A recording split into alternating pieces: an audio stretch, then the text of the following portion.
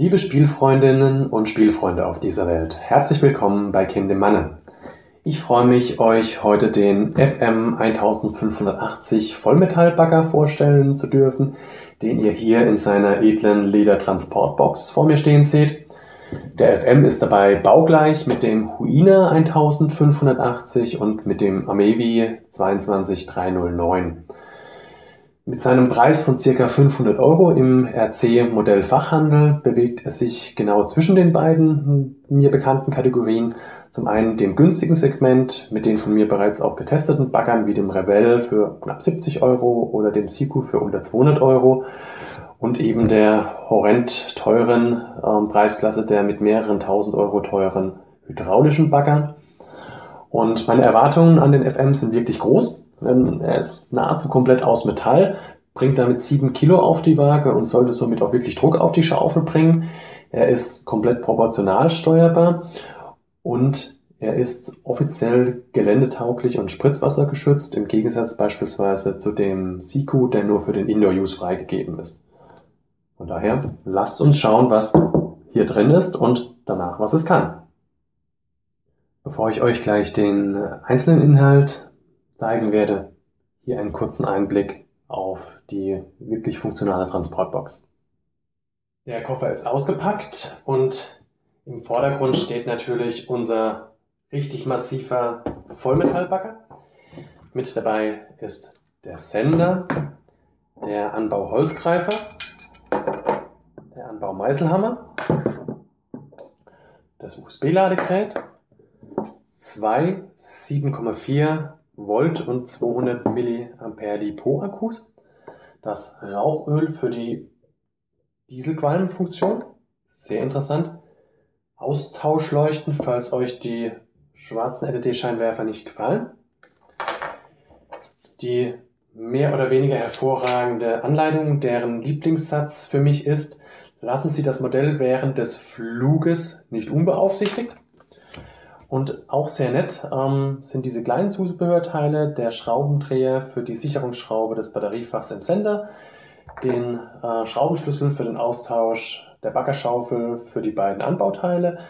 Dafür sind auch diese beiden Ersatzgewindestangen und zwei Ersatzbuddern gedacht und die Mini-Ersatzschraube für das Batteriefach des Senders. Um den Bagger in Betrieb nehmen zu können, braucht er dann noch ein ganz normales USB-Steckernetzteil und 3 AA-Batterien oder Akkus für den Sender. Unser Bagger im Maßstab 1:14 ist 42 bis 66 cm lang, 18 cm breit und 14 bis 48 cm hoch. Er wiegt ca. 7000 Gramm und die Arbeitstiefe unter dem Horizont beträgt 25 cm. Der FM hat insgesamt 9 auch gleichzeitig nutzbare Funktionen: Arm senken und heben, Schaufel öffnen und schließen, Stiel heben und senken, Oberwagen drehen, Licht und Sound an und aus, Rauchgenerator an und aus,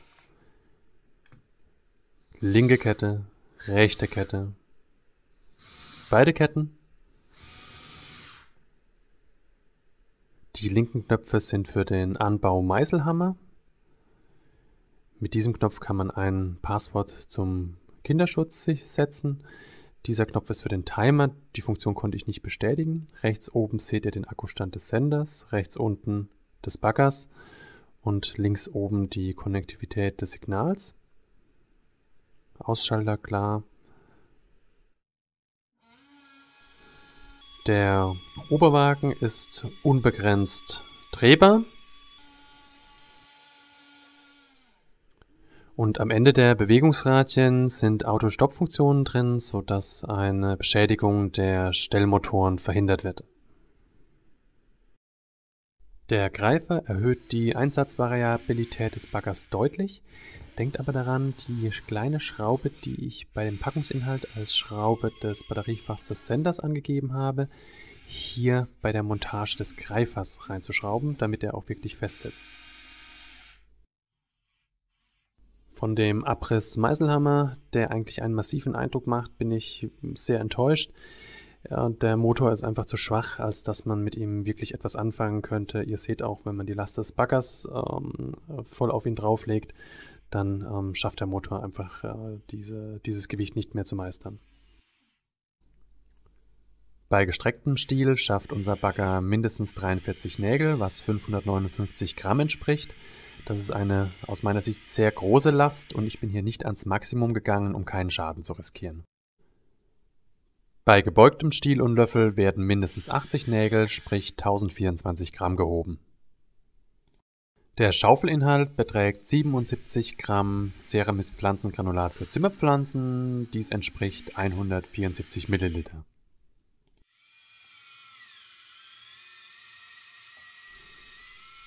Besonders beeindruckt hat mich der FM 1580 beim Test der Steigfähigkeit. Hier hat er 145 mm bewältigt, was 5 mm mehr entspricht als seine eigene Höhe bei niedrigster Armposition.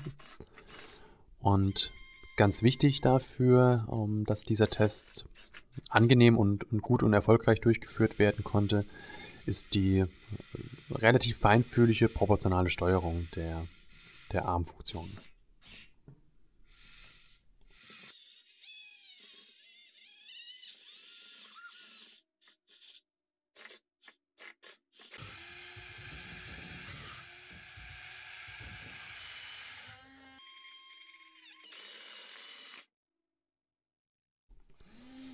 Im Indoor-Test seht ihr, dass der FM im Vergleich zu den bisher von mir getesteten Baggern keinerlei Probleme hat, aufgrund seiner Kraft und seiner Masse in das grobkörnige Ceramis-Granulat einzudringen. Achtet aber mal drauf, ein kleines Problem oder eine nicht so schöne Sache ist, dass die Schaufel nicht so nah an den Stiel heranfährt und deswegen Bagger gut verloren geht, wenn der Stiel noch weit ausgefahren ist.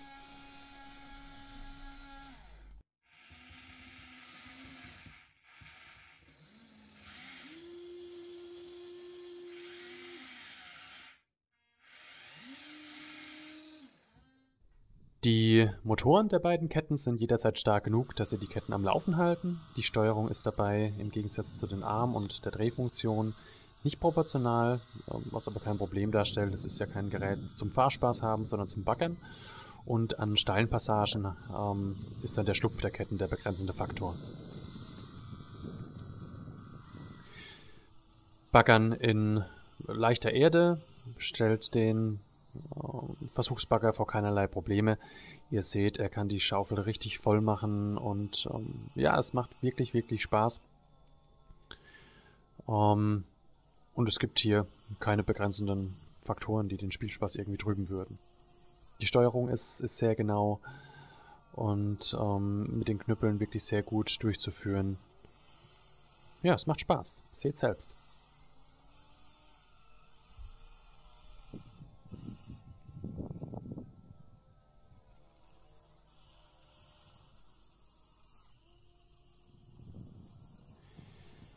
Die Steuerung ist auch so gut, dass man kein Problem hat, beispielsweise Erde von sich wegzuschieben. Die Kraft reicht auch aus, da er wirklich schwer ist und ja, auch zum Planieren und zum Begradigen von Flächen eignet sich der Bagger und lässt sich fein detailliert steuern. Ja, das ist wirklich sehr schön.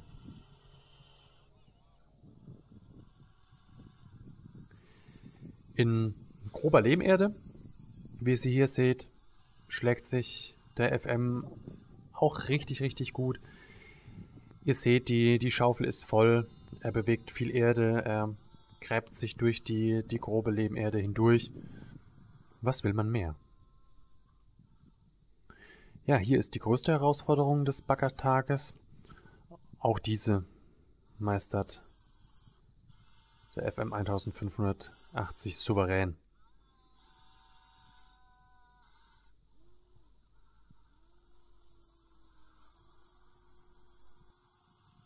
Und selbst in grobem Steinschutt kann sich der Bagger durchwühlen schafft es die Schaufel zu füllen. Die Akkulaufzeit beträgt ca. 1,5 bis 1,75 Stunden und um den Akku aufzuladen, bedarf es ungefähr 2 bis 3 Stunden. Kommen wir zum Fazit. Die 2 nicht ganz so tollen Punkte sind der Abrissmeißel, der leider einfach zu wenig Kraft auf den Boden bringt, und der Preis, der mit um die 500 € aktuell im RC-Fachhandel natürlich etwas happig ist. Die positive Liste ist aber deutlich länger und ich muss schauen, dass ich nicht zu euphorisch werde. Und ich versuche mich ein bisschen zu steigern. Es ist toll, dass der Holzgreifer dabei ist, der den Spielspaß und dessen Variationen deutlich erhöht. Die Auto-Stopp-Funktion der Armbewegungen ist toll, sprich, dass die Bewegungen nicht an irgendwelchen Rutschkupplungen enden, sondern sobald der Endradius erreicht ist, sie einfach nicht mehr weitergehen. Die Tatsache, dass der FM komplett aus Metall ist, verleiht ihm eine richtig gute Wertigkeit. Wenn man ihn hochhebt und in der Hand hat, dann hat man wirklich die 7 Kilo, die spürt man. Und die Kraft, die man dann erwartet, wenn man ihn vor sich hat, die bringt er auch wirklich auf den Boden und in die Erde. Die Steuerung ist sehr gut dosierbar und voll proportional, was die Armbewegungen und die Rotation betrifft. Und der FM ist auch für den Outdoor-Gebrauch offiziell geeignet und sogar Spritzwasser geschützt. Und das ermöglicht in der Summe einen unglaublichen Spaßfaktor, mit dem man den FM 1580 im Freien, im Outdoor-Gebrauch, aber natürlich auch im Indoor-Use einsetzen kann. Es hat mir unglaublich Spaß gemacht, mit ihm baggern zu dürfen. Und wenn ihr auf der Suche nach richtigem Bagger-Feeling im Freien seid, dann führt aus meiner Sicht an dem FM 1580 kein Weg dran vorbei. Wenn ihr eher auf der Suche nach einem ebenfalls wertig anmutenden Spielzeug seid, mit dem man auch mal zu Hause im Kaffee baggern kann, dann könnt ihr vielleicht noch den Siku in Betracht ziehen als proportional gesteuerter Bagger. Aber ja, aus meiner Sicht ist das kein Vergleich zu dem wirklich hervorragenden FM 1580 und die Investition lohnt sich aus meiner Sicht definitiv.